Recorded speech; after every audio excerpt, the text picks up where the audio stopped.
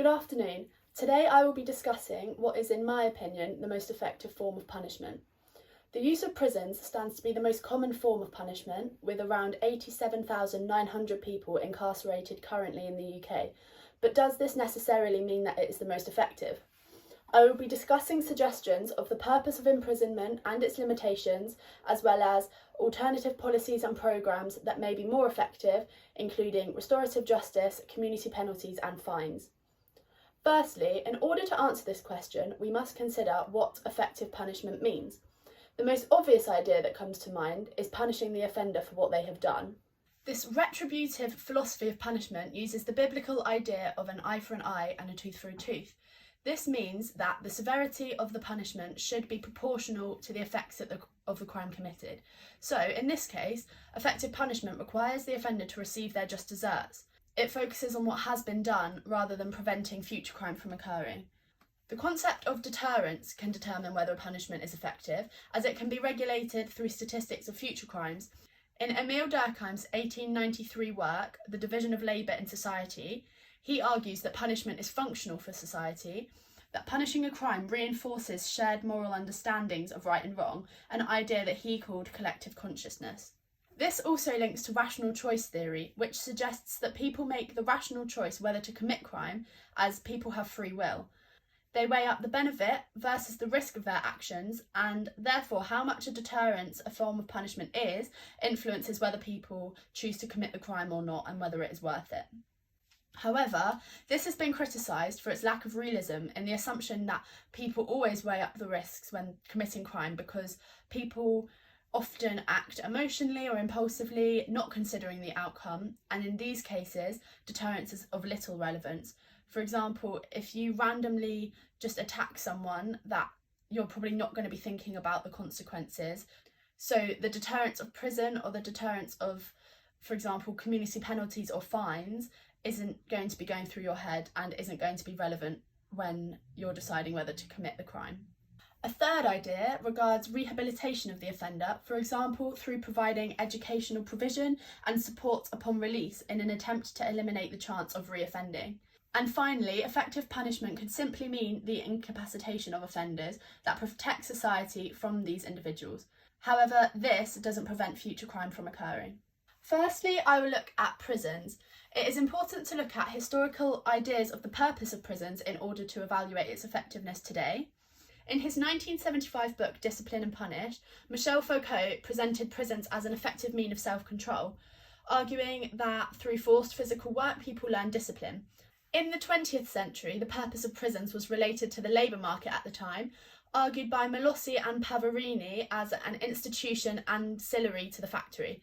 The idea was that inmates entered as poor criminals and left as proletarian workers fit to work in the factories at the time. In recent years, material labour has decreased and work is now more cognitive, suggesting that the prison seems to have lost its old function, since the application of factory discipline can't create the specialised workers today's post-Fordist society requires.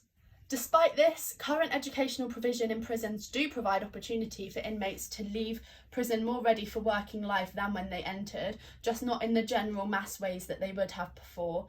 For example, where they created a whole mass workforce where everyone learned the same skills and the same labour that was needed for the factories.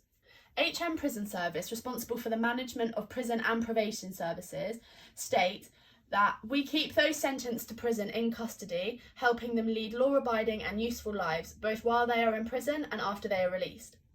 This suggests that current prisons are focused on reformation and reducing the chance of offending, but research into the conditions of life in prison and statistics of reoffending don't always prove this to be the case.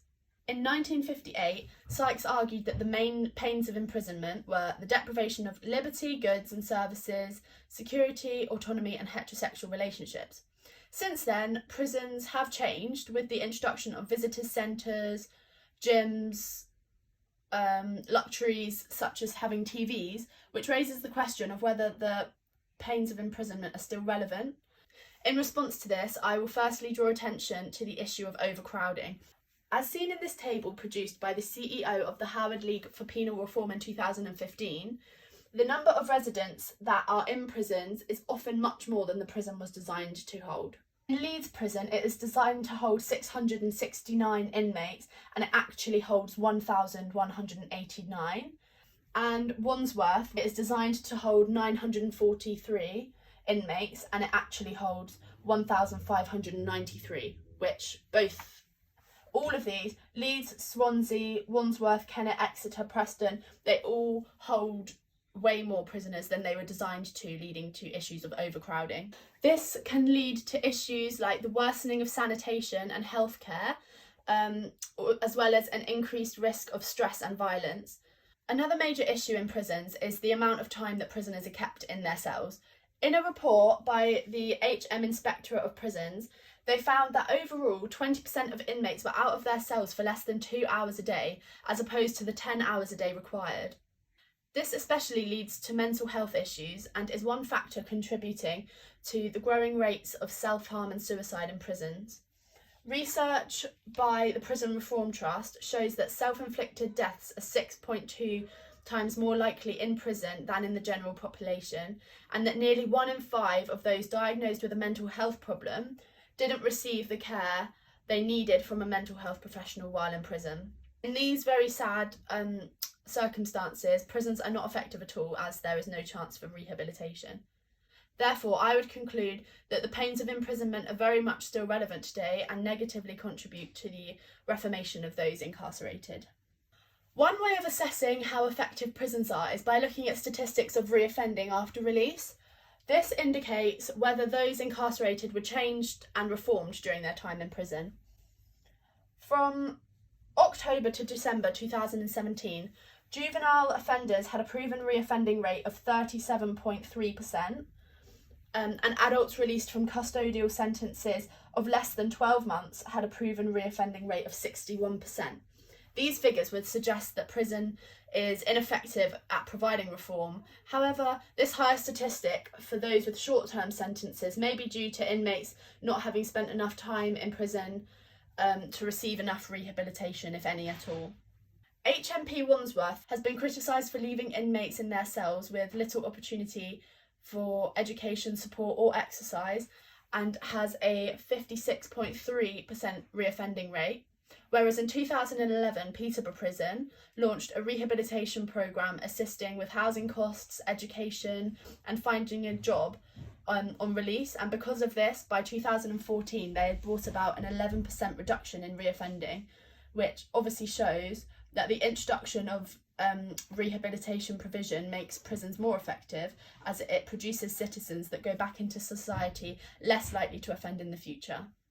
These high rates of reoffending seem to indicate that current provision isn't working, or in some cases is not put in place at all, reducing the effectiveness of the time inmates spend in prison. In terms of prison acting as a successful deterrent, statistics would suggest that this is not the case. Scotland, England and Wales have the highest imprisonment rates in Western Europe, but as you can see, there is no correlation between an increase in prison rates and a decrease in levels of crime. This suggests that an increase in sentencing doesn't act as a deterrent. Aside from prisons, there are other policies and disciplinary programmes that aim to punish and resolve crime that has occurred, which may be seen as a better alternative to the prison system. The first one that I will discuss is restorative justice. The Crown Prosecution Service suggests that the aims of restorative justice include victim satisfaction, engagement with the perpetrator and the creation of community capital. This reduces the fear of the victim, ensures that the offender is aware of the consequences of what they have done, giving them an opportunity to make reparation where they wouldn't have before, and also it increases public confidence in the criminal justice system by its responding to deviant behaviour. The Restorative Justice Council state that it gives victims the chance to meet and communicate with the offenders to explain the real impact that the crime had on them, and it also empowers victims by giving them a voice, because often in sentencing victims are forgotten about and they don't get much control over what happens.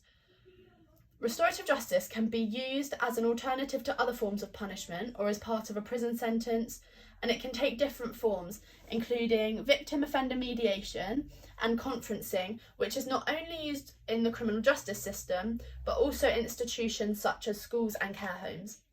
Government research demonstrates that restorative justice provides an 85% victim satisfaction rate, as it gives them some control back, and the offender taking accountability for their actions may help them heal. The same research showed that there was a 14% reduction in the frequency of reoffending, which is an area that highlights its effectiveness more than imprisonment.